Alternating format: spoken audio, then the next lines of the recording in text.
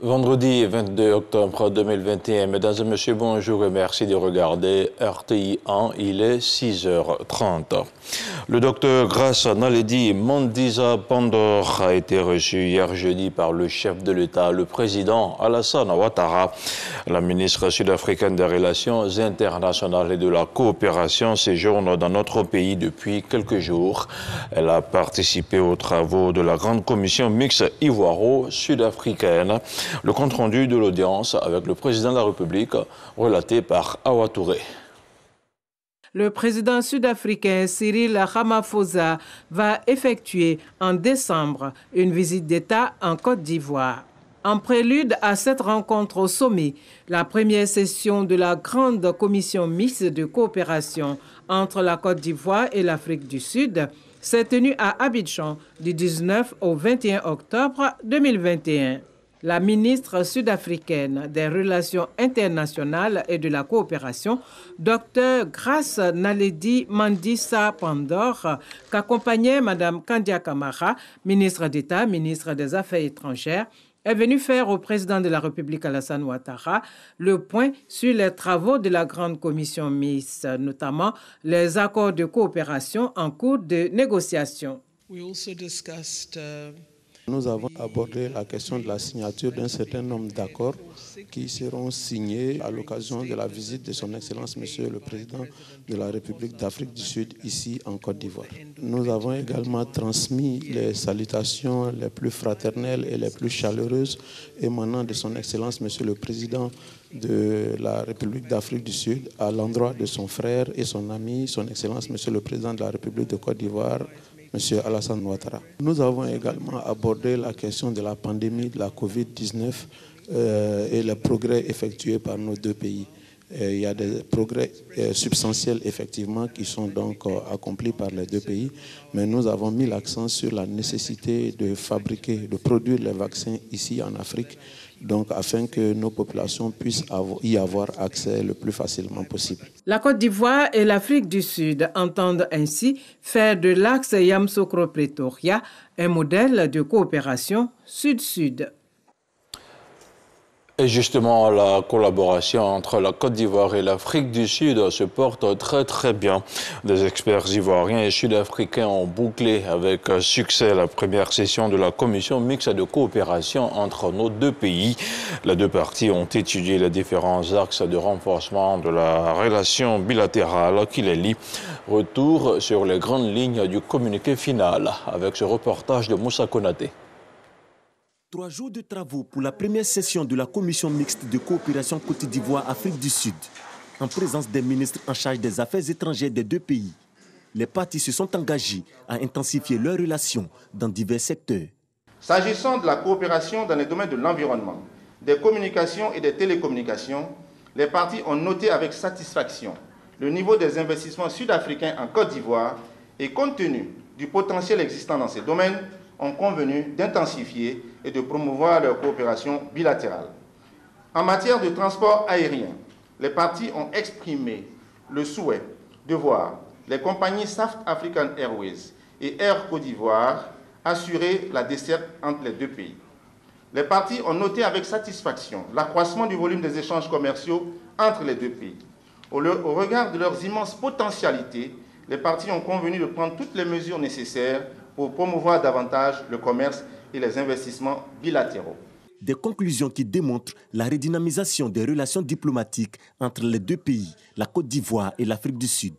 La ministre Kandia Camara se félicite de la tenue des travaux. Cette session, dont la tenue constitue en soi un véritable succès, a permis de clarifier le champ de notre coopération et de combler les insuffisances constatées pour l'atteinte des résultats plus fructueux. Nos échanges, qui se sont déroulés dans une ambiance cordiale, attestent de la qualité des relations historiques et fraternelles qu'entretiennent nos deux pays, résolus à travailler de façon concertée et à matérialiser leurs efforts pour relever les nombreux défis auxquels fait face notre continent. Nous sommes convaincus que, poussés par la même flamme et par la même détermination, nous poursuivrons nos efforts pour renforcer cette belle et fructueuse coopération entre nos deux pays. 33 projets d'accord de coopération ont été identifiés par la Commission mixte de coopération Côte d'Ivoire-Afrique du Sud, dont 12 seront signés lors de la visite du président d'Afrique du Sud en Côte d'Ivoire. Agenda chargé pour le chef de gouvernement qui était hier jeudi dans la région du Sud Comoé. Une visite au cours de laquelle Patrick Achi a procédé à l'inauguration du CHR. Bâti sur une dizaine d'hectares, il comprend 21 bâtiments avec un coût de réalisation estimé à 30 milliards de francs CFA. Le film de la coupure de ruban avec Alexis Ouedraogo. Voilà le CHR d'Abouasso. Chef-d'œuvre architectural bâti sur plus de 14 000 m², avec une capacité d'accueil de 200 lits, un plateau technique de dernière génération et son personnel de santé remonté à bloc. Il y a quelques jours, sinon quelques semaines, on souffrait. On perdait des malades qu'on pouvait sauver. Faute d'équipement, vraiment c'est un plaisir. Quand tu sens que tu vas travailler avec facilité, vraiment c'est un grand plaisir pour nous. Ce jeudi, pour l'inauguration de l'ouvrage, la région accueille le chef du gouvernement, Patrick Achi. Pas de danse et liesse populaire pour un jour très attendu. Pour le ministre de la Santé, l'action s'inscrit dans le vaste programme initié par le chef de l'État pour une meilleure prise en charge de la santé des populations. Cet hôpital construit sur une superficie de 10 hectares, comprend 7 services et 200 lits. Il est équipé d'un bloc opératoire de 3 salles, d'un scanner, d'une salle d'hémodialyse, d'un service de radiologie, d'un service de réanimation, d'un pôle mère-enfant, d'un bloc d'urgence, des laboratoires, le tout pour un montant de 30 milliards de francs CFA. Les services de ce nouveau centre hospitalier régional permettront de mutualiser les offres de soins avec celles des établissements sanitaires de premier contact de la région du Sud Comoé pour servir une population cible d'environ 800 000 habitants dans cette région. Pierre Damba a aussi invité les populations à se faire enrôler pour la CMU et à poursuivre la lutte contre la Covid-19. Et parce que le développement local impose la participation de ses fils et filles, le plus heureux ce jour reste le président du conseil régional à Kawele. Il salue le soutien constant du président Alassane Ouattara aux côtés des populations, toujours tout mettre en œuvre pour améliorer la qualité de vie. Dans le cas de ce centre hospitalier régional, il y a eu ceux qui l'ont pensé, ceux qui l'ont réalisé, ceux qui l'inaugurent aujourd'hui et ceux à qui cet ouvrage est destiné. Mais il y a un fil conducteur qui lie tous ces hommes.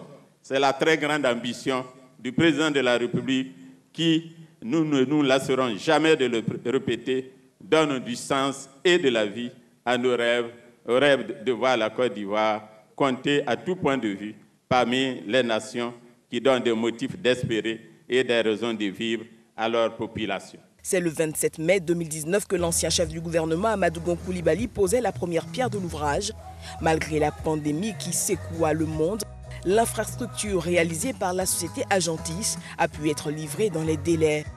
L'objectif clair assigné par le président de la République au gouvernement dont j'ai la charge est de toujours veiller à rester au plus proche de vous, d'être à votre écoute, celle de vos besoins comme celle de vos aspirations, et de faire en sorte que les actions de chaque ministre de notre équipe puissent améliorer concrètement votre vie. Pour le chef du gouvernement, il faut que le personnel médical et les populations prennent soin de cet investissement.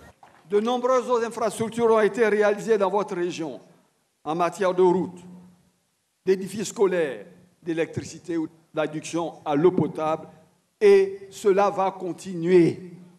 Oui, vous avez raison aujourd'hui, vous, jeunes générations, soucieuses de votre avenir, d'écouter non plus ceux qui parlent, mais ceux qui savent bâtir. Non plus ceux qui tentent de faire rêver les peuples avec des belles formules, en oubliant qu'hier, ils ne les ont pas servis. Vous avez raison, chère population, de faire le choix de l'union et de l'engagement pour votre pays en soutenant avec conviction, aujourd'hui comme demain, l'action d'un président de la République et de son gouvernement qui veulent laisser aux générations futures un pays plus majestueux, prospère, fraternel et prometteur. Plusieurs danses et dons ont mis fin à la célébration de ce jour dans le Sud Comoé. Maintenant, quelques réactions de population, des réactions recueillies par Alexis Ouedraogo. Je peux dire que ce centre est une réponse pour toutes les femmes qui viendront de loin ou qui viendront des zones proches pour venir accoucher. J'ai un enfant, avec ce CHR, cela nous permettra de mieux nous soigner ici. Moi, par exemple, je viens d'Ayamé. Je vais transporter un malade jusqu'à Abidjan. Souvent, le malade même meurt en route. Maintenant, nous avons pour nous, vrai, nous sommes contents. Nous avons ici une infrastructure moderne avec des appareils de dernière génération, comme le scanner que vous voyez ici qui est derrière moi, qui est 64 barrettes, qui est un appareil qui permet de faire les examens les plus sophistiqués pour les populations. Alors, on a vu aussi un centre de dialyse et qui est vraiment très bien, avec beaucoup d'unités de dialyse. Et je pense que c'est un exemple de la décentralisation des services de santé de qualité. Et nous, partenaires, notamment l'OMS, nous encourageons de telles initiatives pour le gouvernement. Nous sommes venus à cette cérémonie vraiment avec beaucoup de joie, parce que nulle part on a vu ce grand développement dans le Sud Comoé. On fait que dire merci au président de la République et au Premier ministre et au président aussi Akaoulé pour tout ce qu'il a pu entreprendre dans le Sud Comoé. Notre joie est encore très grande parce que la santé n'a pas de prix, mais la santé, c'est la première qualité de tout être humain. Nous sommes vraiment très heureux de cette inauguration et vraiment nous disons merci au président de la République.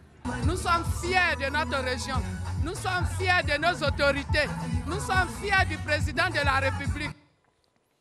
Autre chose à présent, la 70e édition du congrès exposition de l'industrie minérale a choisi la ville de Lille, la capitale des Hauts-de-France. Les techniques innovantes dans l'industrie des mines sont au cœur de l'édition 2021. Depuis donc mardi dernier, au moins 5000 participants partagent leurs expériences. Des entreprises et coopératives ivoiriennes engagées aux côtés de l'État pour combattre l'orpaillage clandestin y prennent part également. Sur le continent, le Festival panafricain du cinéma et de la télévision de Ouagadougou, en abrégé le FESPACO, se tient depuis le 16 octobre dernier. La RTI participe à ce grand rendez-vous du 7e art. 3 séries télévisées sont retenues dans la compétition officielle. Ces productions sont projetées dans les différentes salles de cinéma en attendant le choix des jurys filmés. Sinon, le choix des jurys par le choix des meilleurs films par les différents jurys. Envoyé spécial à Ouagadougou, Serge Koléa. S'il vous plaît.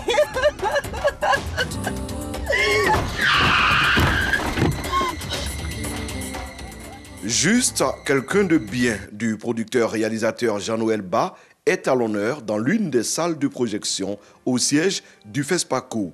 Une constellation de têtes fortes du cinéma ivoirien qui donne au final une production de qualité. La RTI, coproductrice de ce 26 minutes de 17 épisodes, a bien été inspirée. Le film fait partie de la sélection officielle du FESPACO dans la catégorie meilleure série télévisée africaine. Les médecins nous ont rassurés un peu, mais il doit rester pour faire d'autres examens. AMS, je suis vivant, t'inquiète. Ce projet qui est un projet RTI, nous y sommes allés et avec beaucoup de plaisir. Je pense qu'on a une très bonne et franche collaboration qui nous a permis donc d'avoir ce programme et nous sommes fiers aujourd'hui qu'il représente la Côte d'Ivoire au FESPACO. Juste quelqu'un de bien, Voyage de rêve et La Villa d'à côté sont les 3 productions fruits de nos partenariats avec les producteurs locaux nominés en sélection officielle. Nous avons beaucoup d'espoir pour que l'une de ces 3 séries-là soit sélectionnée comme la meilleure série africaine. Les acteurs du 7e art en Côte d'Ivoire misent sur le soutien de la RTI pour s'affirmer au-delà du Festival panafricain du cinéma et de la télévision de Ouagadougou. Le premier réflexe qu'on a, c'est d'aller vers la chaîne de son pays pour dire j'ai un projet, j'ai envie de faire quelque chose. Je pense que la RTI devait toujours être le premier choix et que les autres chaînes doivent venir en deuxième choix. En plus du fonds SIC qui existe déjà au niveau du ministère de la Culture, ce serait bien qu'on dote la RTI de beaucoup plus de fonds afin que la RTI puisse vraiment participer au développement de cet écosystème. RTI Distribution entend poursuivre ses efforts pour accompagner efficacement les producteurs locaux.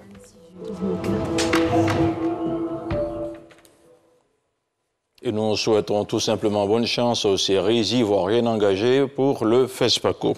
Dans l'actualité hors de chez nous, au Mali, dans un communiqué diffusé jeudi soir, le gouvernement refuse d'avoir mandaté le Haut Conseil islamique ni aucune organisation nationale ou internationale pour dialoguer avec les groupes djihadistes liés à Al-Qaïda.